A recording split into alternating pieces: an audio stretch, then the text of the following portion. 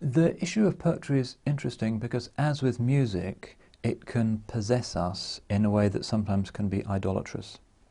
Sometimes with a very catchy tune, for instance, it kind of takes you over. You go to sleep and the tune's in your head. You wake up next morning and you're still thinking of the tune. And that's not spiritually terribly healthy.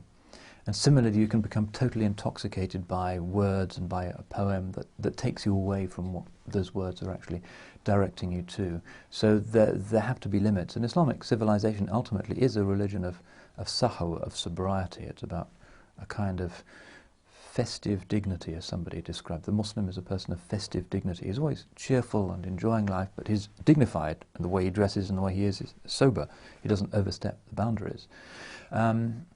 But the concept of verse in Islamic civilization is that it is that great mediator between ordinary factual discourse and saying things that describe the world and uttering things that are about the unutterable and the ineffable. It forms a kind of bridge.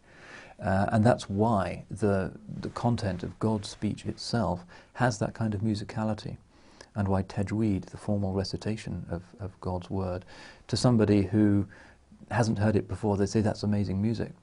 I do this with my students sometimes.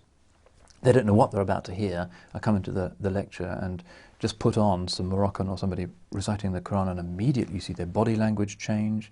They stop messing around. They've no idea what it is.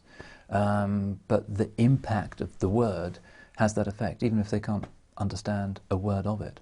And poetry, real sacred poetry, can have that impact. It's not wahi, it's not revelation, it's the product of human composition.